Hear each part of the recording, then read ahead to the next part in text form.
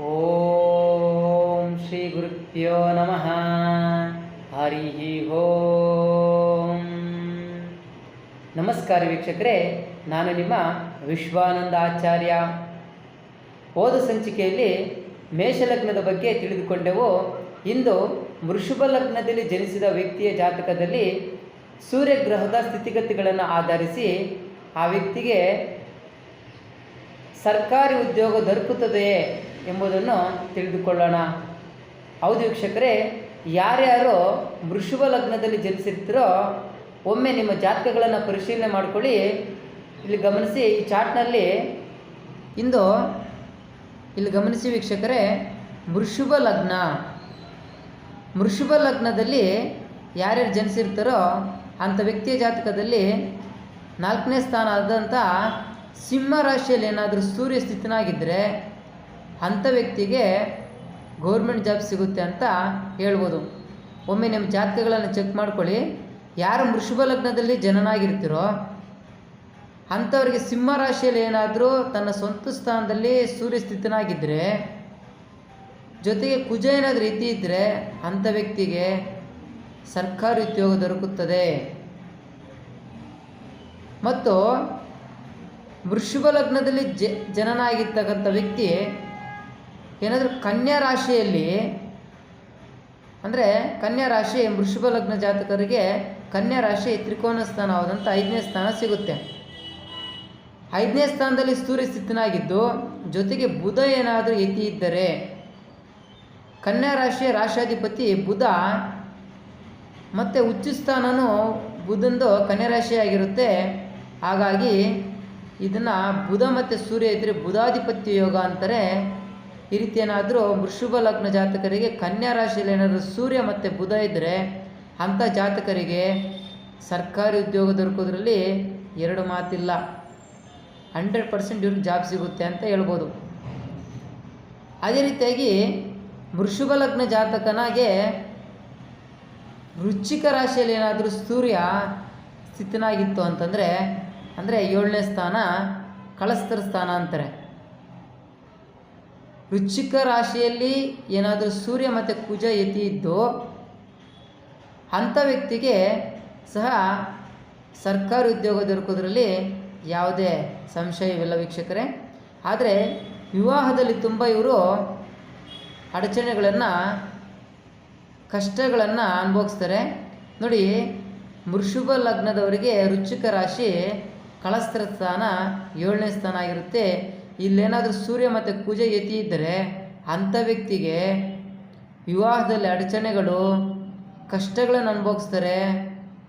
ವಿವಾಹದಲ್ಲಿ ವಿಳಂಬ ಆಗುತ್ತೆ, ಅಡೆತಡೆಗಳು ತುಂಬ ಬರುತ್ತೆ. ವಿವಾಹ ವಿಷಯದಲ್ಲಿ ತುಂಬ ಇದೆ ಬಿಡಿ, ಅದನ್ನು ಮುಂದಿನ ಸಂಚಿಕೆಯಲ್ಲಿ ನೋಡೋಣ. ಆದರೆ ಇಲ್ಲಿ ಉದ್ಯೋಗ ವಿಷಯಕ್ಕೆ ಬಂದಾಗ ವೃಷಭ ಲಗ್ನ ಜಾತಕರಿಗೆ ವೃಶ್ಚಿಕ ರಾಶಿಯಲ್ಲಿ ಏನಾದರೂ ಸೂರ್ಯ ಮತ್ತು ಕುಜ ಸ್ಥಿತನಾಗಿದ್ದರೆ ಅಂಥ ವ್ಯಕ್ತಿಗೆ ಗೌರ್ಮೆಂಟ್ ಜಾಬ್ ಸಿಗುತ್ತೆ ಅಂತ ಹೇಳ್ಬೋದು. ಅದೇ ರೀತಿಯಾಗಿ ವೃಷಭ ಲಗ್ನದಲ್ಲಿ ಜನಿಸಿದ ವ್ಯಕ್ತಿ ಸೂರ್ಯ ಏನಾದರೂ ಮಕರ ರಾಶಿಯಲ್ಲಿ ಸ್ಥಿತನಾಗಿದ್ದರೆ, ಇಲ್ಲಿ ಸೂರ್ಯ 9ನೇ ಸ್ಥಾನದಲ್ಲಿದ್ದಾನೆ ಅಂತ ಹೇಳ್ಬಿಟ್ಟು ನಾವು ನಿರ್ಧಾರ ತಗೊಬಾರ್ದು. ಇಲ್ಲಿದ್ರೂ ಸಹ ಸ್ವಲ್ಪ ಕಷ್ಟಕರವಾಗಿರುತ್ತೆ. ಯಾಕಂದರೆ ಮಕರ ರಾಶಿಯ ರಾಶಾಧಿಪತಿ ಶನಿ, ಅಂದರೆ ಶನಿ ಗ್ರಹ ಸೂರ್ಯಗ್ರಹದ ಶತ್ರುಗಳಿವರು. ಹಾಗಾಗಿ ಈಗ ಸಿಗೋ ಚಾನ್ಸಸ್ ಕಡಿಮೆ ಇರುತ್ತೆ. ಇಲ್ಲೇನಾದರೂ ಕುಜ ಏನಾದರೂ ಯತಿ ಇದ್ದರೆ, ಅಂದರೆ ಕುಜನ ಉಚ್ಚ ಸ್ಥಾನ ಬಂದ್ಬಿಟ್ಟು ಮಕರ ರಾಶಿ, ಇಲ್ಲಿ ಕುಜ ಮತ್ತು ಸೂರ್ಯ ಇದ್ದರೆ ಇಂಥವ್ರಿಗೆ ಜಾಬ್ ಸಿಗುತ್ತೆ, ಇಂಥವ್ರಿಗೂ ಸಹ ಸರ್ಕಾರಿ ಉದ್ಯೋಗ ಸಿಗುತ್ತೆ ಅಂತ ಈಸಿಯಾಗಿ ಪ್ರಿಡಿಕ್ಷನ್ ಮಾಡ್ಬೋದು. ಆದರೆ ಇಲ್ಲಿ ಕಾಂಬಿನೇಷನಲ್ಲಿ ತುಂಬ ವ್ಯತ್ಯಾಸಗಳಿರುತ್ತೆ. ಸೂರ್ಯ ಒಬ್ಬರೇ ಇದ್ದಾರೆ ಅಂತಂದರೆ ಸಿಗೋದು ಕಷ್ಟ. ಕುಜನ ಜೊತೆಗೇನಾದರೂ ಸೂರ್ಯ ಇದ್ದಂದರೆ 100% ಜಾಬ್ ಸಿಗುತ್ತೆ. ಅದೇ ರೀತಿಯಾಗಿ ಇಲ್ಲಿ ಗಮನಿಸಿ ವೀಕ್ಷಕರೇ, 11ನೇ ಸ್ಥಾನ ವೃಷಭ ಲಗ್ನದಿಂದ 11ನೇ ಸ್ಥಾನ ಮೀನ ರಾಶಿಯಾಗಿರುತ್ತೆ. ಮೀನ ರಾಶಿಯಲ್ಲಿ ಸೂರ್ಯ ಇದ್ದು, ಅಂದರೆ ಲಾಭಸ್ಥಾನದಲ್ಲಿ ಸೂರ್ಯ ಇದ್ದು ಜೊತೆಗೆ ಗುರು ಅಥವಾ ಶುಕ್ರ ಏನಾದರೂ ಯತಿ ಇದ್ದರೆ ಇವರಿಗೆ ಅದೃಷ್ಟದಿಂದ, ಒಳ್ಳೆ ಮಾರ್ಗದರ್ಶಕರಿಂದ ಉತ್ತಮವಾದಂಥ ಅಧಿಕಾರ ಸಿಗೋದ್ರಲ್ಲಿ ಯಾವುದೇ ಸಂಶಯವಿಲ್ಲ. ಇಲ್ಲಿ ಗಮನಿಸಿ, ವೃಷಭ ಲಗ್ನದಲ್ಲಿ ಯಾರು ಮೀನರಾಶಿಯಲ್ಲಿ ಈಗ ಸೂರ್ಯ, ಗುರು, ಶುಕ್ರ ಇವರು 3 ಗ್ರಹಗಳು ಯತಿಯಾಗಿತ್ತು ಅಂತಂದರೆ ಇವ್ರಿಗೆ ಅದೃಷ್ಟವೋ ಅದೃಷ್ಟ. ಇದನ್ನು ರಾಜಯೋಗ ಅಂತ ಕೂಡ ಹೇಳ್ಬೋದು. ನೋಡಿ ಇಲ್ಲಿ ಗಮನಿಸಿ, ಇಲ್ಲಿ ಶುಕ್ರ ಗ್ರಹನ ಉಚ್ಚ ಸ್ಥಾನ ಬಂದ್ಬಿಟ್ಟು ಮೀನರಾಶಿಯಾಗಿರುತ್ತೆ. ಶುಕ್ರ ಉಚ್ಚವಾಗಿದ್ದಾನೆ, ಗುರು ಸ್ವಂತವಾಗಿದ್ದಾನೆ, ಗುರುವಿನ ಮಿತ್ರ ಸೂರ್ಯಲಿದ್ದಾನೆ, ಅಧಿಕಾರ ಕೊಡ್ತಾನೆ. ಅದೃಷ್ಟದಿಂದ ಒಳ್ಳೆ ಗುರುಗಳ ಮಾರ್ಗದರ್ಶನದಿಂದ ಅಧಿಕಾರ ಸಿಕ್ಕೋದ್ರಲ್ಲಿ ಯಾವುದೇ ಸಂಶಯವಿಲ್ಲ. ಇಂಥ ವ್ಯಕ್ತಿಗಳಿಗೂ ಸಹ ಸರ್ಕಾರಿ ಉದ್ಯೋಗ ಸಿಗೋದ್ರಲ್ಲಿ ಯಾವುದೇ ಸಂಶಯವಿಲ್ಲ ಅಂತ ಹೇಳ್ಬೋದು ವೀಕ್ಷಕರೇ. ಈ ರೀತಿ ವೃಷಭ ಲಗ್ನದಲ್ಲಿ ಜನಿಸಿದ ವ್ಯಕ್ತಿಯೇ ಈ ಕಾಂಬಿನೇಷನಲ್ಲಿ ಎಲ್ಲಾದರೂ ಒಂದು ಕಡೆ ಆದರೂ ಸೂರ್ಯ ಇದ್ದು ಜೊತೆಗೆ ಮಿತ್ರಗ್ರಹಗಳು ಅಥವಾ ಸ್ವಂತ ಸ್ಥಾನ ಉಚ್ಚ ಸ್ಥಾನದಲ್ಲಿ ಸ್ಥಿತನಾಗಿದ್ದರೆ ಸೂರ್ಯಗ್ರಹ ಅಂಥ ವ್ಯಕ್ತಿಗೆ ಗೌರ್ಮೆಂಟ್ ಜಾಬ್ ಸಿಗುತ್ತೆ ಅಂತ ಖಡಾಖಂಡಿತವಾಗಿ ಹೇಳ್ಬೋದು.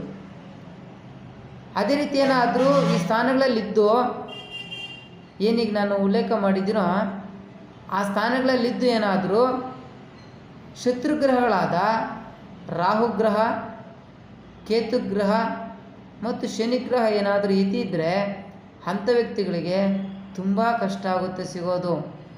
ಅವರು ಇಷ್ಟೇ ಪ್ರಯತ್ನ ಪಟ್ಟರು ಸಹ ಗೌರ್ಮೆಂಟ್ ಜಾಬ್ ಸಿಗಲ್ಲ. ಅಂದರೆ ಇದು ವೃಷಭ ಲಗ್ನದ ಬಗ್ಗೆ ತಿಳ್ಕೊಂಡ್ವಿ.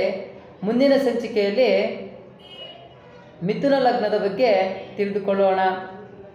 ಈ ವಿಡಿಯೋ ನಿಮಗೆ ಇಷ್ಟ ಆಗಿದ್ದರೆ ಶೇರ್ ಮಾಡಿ, ಲೈಕ್ ಮಾಡಿ, ಹಾಗೂ ಯಾರ್ಯಾರು ಹೊಸಬರು ಈ ವಿಡಿಯೋ ನೋಡ್ತಿದ್ದಾರೋ ನಮ್ಮ ಚಾನಲ್ಗೆ ಸಬ್ಸ್ಕ್ರೈಬ್ ಮಾಡಿ ಅಂತ ಹೇಳ್ತಾ ನಮಸ್ಕಾರ.